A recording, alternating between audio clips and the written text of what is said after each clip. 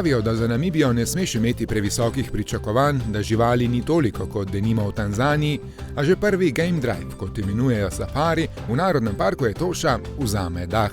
Le nekaj kilometrov od zahodnega vstopa so tu gorske zebre, sicer precej izmuzljive, pa žirafe in sloni na več mestih. V parku se lahko vozi tudi s svojim najetim vozilom, samo po urejenih cestah. Pa bi mislil, da bo za to živali toliko težje najti. In kaj se zgodi? 3 levinje se na popoldansko siesto zleknejo prav ob cesti.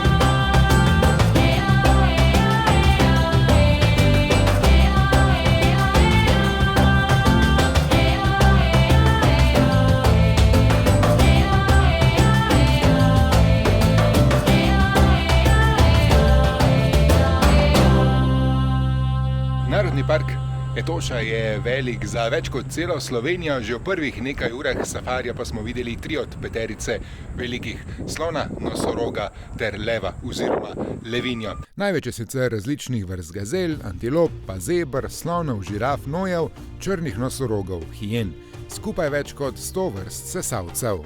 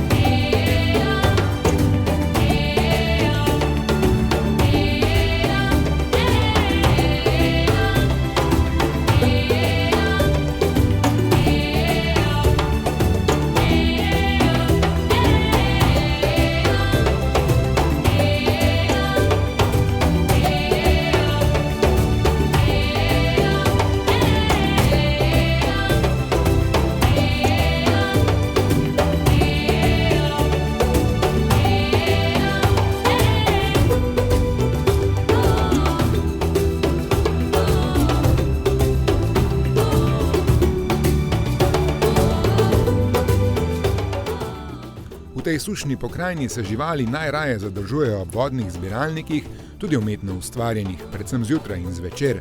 Ti so tudi ob ograjenih kampih, kjer se med večdnevnim obiskom Etoše biva. Waterhole pri kampu Okauquejo vsak večer obiščajo nosorogi. A ne bi bilo nekaj posebnega, če bi prišel tudi lev? V popoldanskih urah, ko je 35 stopinj in več, zbiralniki večinoma samevajo. No, tale slon mi je prav lepo poziral.